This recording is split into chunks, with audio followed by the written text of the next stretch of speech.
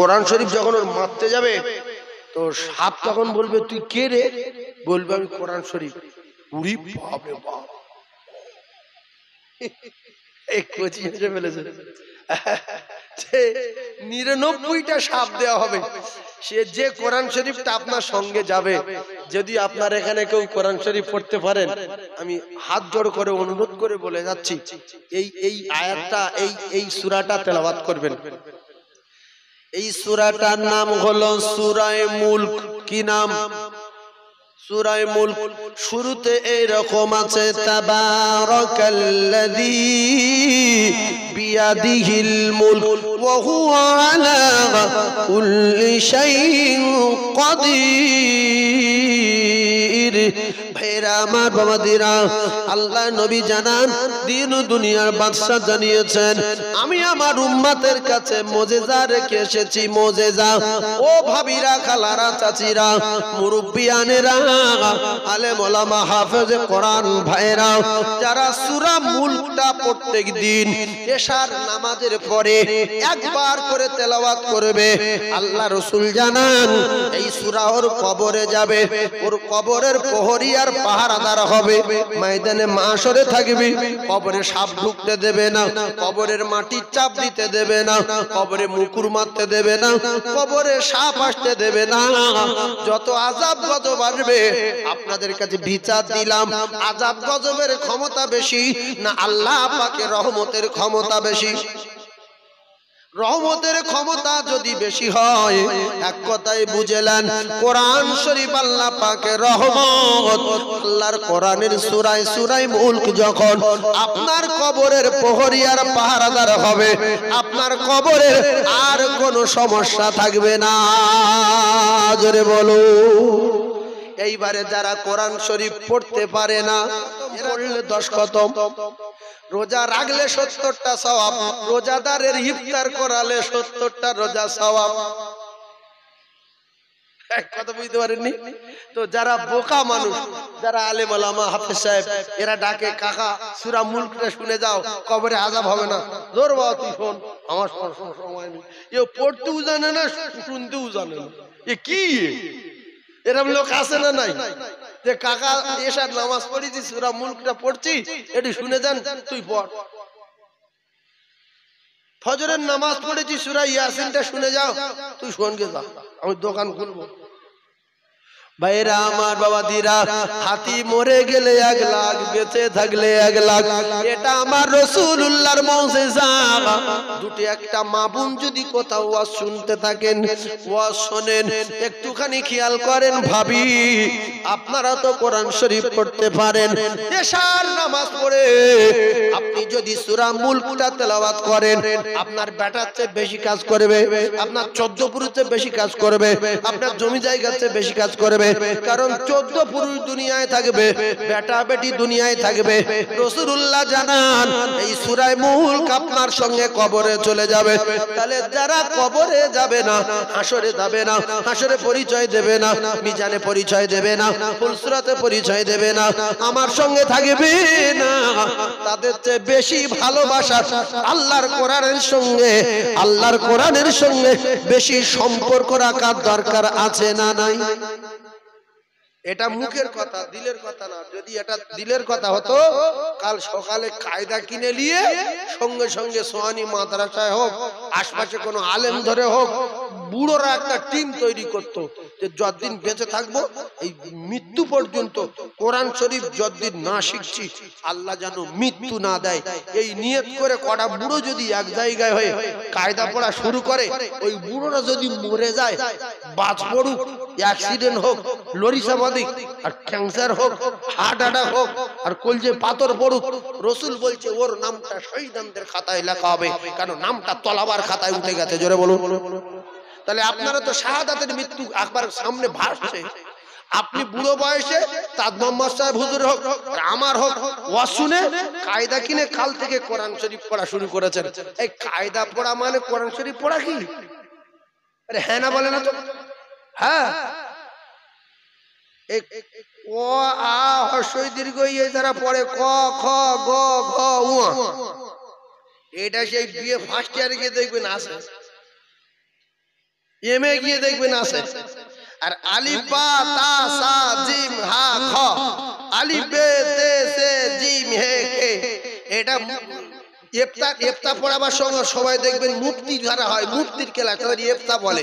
মুফতির ক্লাসে গিয়ে দেখবেন আলিফ বে তে সে আসে। আলিফ বে তে সে জিম হে খে বলি, আলিফ বা তা সা জিম হা খ বলি, এটা কোরআন শরীফে সব জায়গায় আছে না নাই? তাহলে যে কাল সকালবেলা 10 টাকা দিয়ে কায়দা কিনে আর আলিফ বা তা সা জিম হা খ, আমি দোকান খুলতে যাচ্ছি, যাও চলে যাও, ভ্যান চালাতে যাচ্ছি, যাও চলে যাও, আপনি তো কোরআন শরীফ পড়ে গেলেন। এই রকম শিখতে শিখতে যদি হার্ট অ্যাটাক হয়, বজ্রাঘাত পড়ে, লরি চাপা যায়, রোগে মৃত্যু হয়, রাসূলুল্লাহ জানালেন ওর মৃত্যুটা শাহাদাতের মৃত্যু হবে, কারণ ওর নামটা তো তলাবার খাতায় লেখা ছিল। জোরে বলো, আর জোরে বলো। ভাইরা আমার, বাবাজিরা, আল্লাহর কোরআনের এত পাওয়ার, আল্লাহর কোরআনের এত তাকত, আল্লাহর কোরআনের এত ক্ষমতা। আপনারা শুনছিলেন শেরে খোদা আলীর জ্ঞান এত আল্লাহ পাক দিয়েছিল। ও মুসলমানেরা, জিবরিল আমিন প্রশ্ন করলেন, আর হযরত আলী কাররামাল্লাহু ওয়াজহু উপরের দিকে, নিচের দিকে, চারিদিকে তাকালেন, আজরাইলকে দেখতে পায় না বলে ডাইরেক্ট বলেছিলেন যে এখন তো কোনো জায়গা নাই, মানে তুমি। জ্ঞান কিসের? কোরআনের জ্ঞান। হুজুর বলছিলেন না? তো আপনারা একটা কথা সহজে বুঝে যান, যে কটা মুরব্বী কোরআন শরীফ পড়তে পারে, যে কটা ছেলে ছোয়ানি কোরআন শরীফ পড়তে পারে, কারুর বাড়ি যদি খাসি জবাই করে, গরু জবাই করে, কোরআন খতমের দাওয়াত দেয় তো ওদের দেবে। আর বিয়ে পাশ বুড়ো শুধু ঘুরছে যে কাকা কি হচ্ছে, বলছে খাসি জবাই করে খাবো। আর বাড়িওয়ালা আছে বলছে কে, যাও বাবা যাও, যাও যাও, এখানে পড়াশোনা হচ্ছে না। বিয়ে পাশ করে ভো করে ঘুরছে, কেউ ডাকে না। আর কোরআন শরীফ পড়ে শুধু গোশ খেয়ে ঢোল হয়ে ঘুরছে। এই কথা ঠিক না ভুল বলে? MA pass, double MA, BA, BEd, London ফেরত শুধু পাক খাচ্ছে, আর 2 বছর কোরআন শরীফ পড়ে শুধু খাসির গোশ খাচ্ছে। ভাইরা আমার, বাবাজিরা, ও মুসলমানেরা, যুবকেরা, জনেরা, শাল কাঠ, শাল কাঠ, সেগুন কাঠ, লাল কাঠ, বিদেশি কাঠ, এরা পায়খানার দরজায় পড়ে আছে, পেশাবখানার দরজায় পড়ে আছে। আর খিরিশ কাঠে, রেল কাঠে শুধু মাস্টার ডাক্তার চুমো খাচ্ছে, কারণ ওর কপাল ভালো, রেল কাটে চলে গেছে। আর শাল কাঠের দরজা পায়খানা গেছে, শুধু পাতলা পায়খানা করছে, ছিটকে লাগছে, কেউ কিছু করছে। তাহলে এর নসিব ভালো, ফকিরের বেটা শাল কাঠ না খিরিশ কাঠ, রাজার বেটা শাল কাঠ, শাগুন কাঠ, কেউ ডাকে না, কেউ সম্মান দেয় না। ফকিরের বেটা কোরআন শরীফ পড়েছে, খিরিশ কাঠ, কোরআন শরীফ পড়ে সোয়ানি মসজিদে ইমামতি করছে, তারাবি খতম, তারাবি দিচ্ছে। মাস্টার, ডাক্তার, লয়ার, উকিল, ব্যারিস্টার, জজ সবাই কান ধরে চুপচাপ মেরে দাঁড়িয়ে আছে ভিখিরির বেটার পিছনে। ভিখিরির বেটা যদি বলে ওর তো উঠবে, বস তো বস, মাটি মাথাতে চুপ করে থাক, এটা আল্লাহ পাকের বিধান, কারণ কোরআন রয়েছে বলে আল্লাহ পাক এত সম্মানিত করেছে।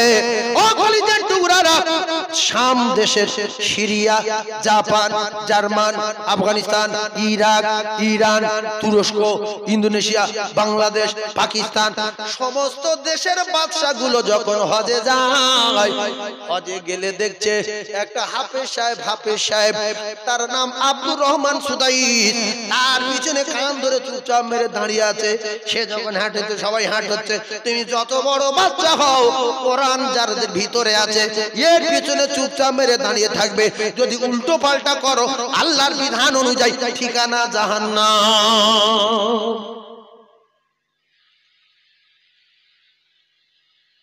আচ্ছা, শামের বাদশা যদি বলে আব্দুর রহমান সুদাইস পিছিয়ে এসো, আমি শাম দেশের বাদশা, সঙ্গে সঙ্গে ফাঁসি হবে না? হবে না? সঙ্গে সঙ্গে ফাঁসি দেবে, তোর মুন্ডু কেটে আজকের মক্কা ছড়াবো। তুই বাদশা কি রে? এ কোরআন শরীফের হাফেজের পিছনে তোর 27-28 বছর তারাবি পড়াচ্ছে, সব ওখানে নত গরিবের ছেলে। আপনাদের গ্রামে যদি একটা ভালো হাফেজ, সুন্দর হাফেজ সাহেব হয়ে যায়, সে যদি আপনাদের সোয়ানি মসজিদে খতম তারাবি পড়ায়, তার পিছনে সবাই কান ধরে দাঁড়িয়ে থাকবে না? থাকবে না? ভাইরা আমার, বাবাদিরা, গরিবের ছেলে হলো ভালো জিনিসের সঙ্গে যদি সম্পর্ক রাখে, তার সম্মান বেড়ে যাবে, সে ভালো হয়ে যাবে। কমা দামি রেল কাট, সিরিজ কাটের রেল কাট হলো সালের দরকার নাই, যদি কোরআনের রেল কাট হয়ে যায়, মাস্টার ডাক্তার সবাই চুমা দেবে। ওরে কমা দামি সিরিজ কাট, তোরে চুমা দিতাম না কোনোদিন।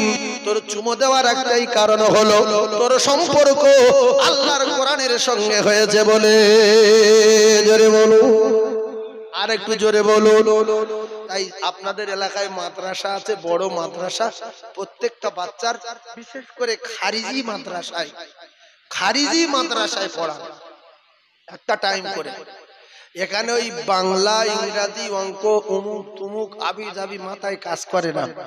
খারিজি মাদ্রাসায় একটা টাইমে পড়াবেন, তা দেখবেন আপনার ছেলের কোরআন সেই হয়ে যাবে। ওয়ারাত্তিলিল কুরআন তারতিলা। বাকি এক টাইম খারিজি টিউশনি করলো, বাকি এক টাইম স্কুলে গেল। এই স্কুলে যাব 10টার সময় যাব, এই 4টার সময় আসি, 3টের সময় আসি, ওদিকটা হলো। আর কোরআন শরীফ তারতিলের সঙ্গে শেখার জন্য একটা ভালো কারি সাহেব, ভালো একটা হাফেজ সাহেবের কাছে টিউশনি আকারে 2 মাস পড়েন, 2 বছর পড়তে হবে। এই কোরআন শরীফটা কেমন জিনিস আমি আপনাদেরকে বলে দেই। একটা টাইটেল পাস করা মাওলানা কোরআন শরীফ পড়তে পারে না সহি করে, একটা ভালো হাফেজ সাহেব কোরআন শরীফ পড়তে পারে না সহি করে। যদি বলেন হুজুর বলেন কি হাফেজ সাহেব কোরআন শরীফ ভালো পড়তে পারে না, বলে না, না না না না না, হাফেজ সাহেব তার তিলের সঙ্গে কোরআন পড়তে পারে না। মাওলানা টাইটেল পাস করলো 10 বছর ধরে, কোরআন শরীফ পড়তে পারে না। কোরআন শরীফ সহি পড়ার জন্য, তার তিলের সঙ্গে পড়ার জন্য চেষ্টা আরো 1-2 বছর ভালো কারি সাহেবের কাছে, ও কলিজার টুকরা মুসলমানেরা, তাজবিদের কিতাবগুলো পড়তে হবে।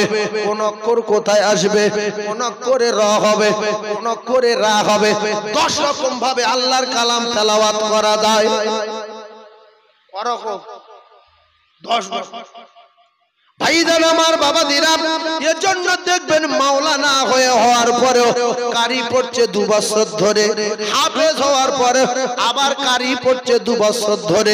মা বাপ বলে তুই তো হাফেজ হয়ে গেছিস, তাহলে কোরআন শরীফ আবার কি পড়বি রে? বলছে না, আমি কোরআন মুখস্থ করেছি বটে, এখন সহি করে তেলাওয়াত করা শিখিনি। আমি মাওলানা হয়েছি বটে, এখন সহি করে কোরআন পড়া শিখিনি। আর আপনাদের মতো কিছু মানুষ বলে আমার ছেলে মাধ্যমিক পাশ করেছে, বিএ পাশ করেছে, কোরআন শরীফ শিখতে কদিন, ও 2 দিন পড়লে হয়ে যাবে। না না না, মাওলানা জিজ্ঞাসা করো, 12 বছর পড়ার পরে কোরআন সহি পড়তে পারে না। হাফেজ সাহেবের জিজ্ঞাসা করো, 5 বছর কোরআনের উপরে মেহনত করার পরে কোরআন সহি করতে পারে না। আর আমরা যারা বসে আছি, যারা নামাজি, 100 নামাজির ভিতরে 95 জন 99 জন নামাজি দোয়া কুনুত পড়তে পারবে না। ওই জানে আল্লাহুম্মা ইন্না নাস্তাইনুকা ওয়া নাস্তাগফিরুকা ওয়া নু'মিনু বিকা তাওয়াক্কাল আলাইকা নুসনি খাইর। যে শুনবে সে তো পাগল হয়ে যাবে রে, যে বলে কি রে, এ কি নতুন আবিষ্কার হলো নাকি? আর জিজ্ঞাসা করলে বলতে চায় না। ভাই, যারা দোয়া কুনুত জানে না তারা নামাজ পড়বে কি করে? একটা কথা মাথায় রাখেন, আল্লাহ পাকের কোরআনে যা কিছু বলা আছে সমস্ত কথাগুলো সত্য কথা বলা আছে। আল্লাহ পাক জানিয়ে দিলেন, ইন্নাস সালাতা তানহা আনিল ফাহশাই ওয়াল মুনকার। নামাজে এত ক্ষমতা, এত পাওয়ার আমার আল্লাহ পাক নামাজের ভিতরে দিয়েছে। নামাজে এত মজা রয়েছে। রাসূলুল্লাহর জীবনের শেষ কথাটা ছিল নামাজ, আর ইমাম হুসাইনের জীবনের শেষ কথাটা ছিল নামাজ। এই দেখেন, আমাদের যদি কেউ মারবো বলে, কেউ যদি মারে, আর আমার বন্ধু এসে যদি বলে কে মেরেছে, বল ফাটিয়ে দেই, তো বলি ও মেরেছে, ও ছিঁড়ে খেলে। আর নবীর ফাটিয়ে দিল, নবী ঝাঁঝরা হলো, ফেরেশতারা এসে বলতে হুজুর শুধু বলেন ফাটিয়ে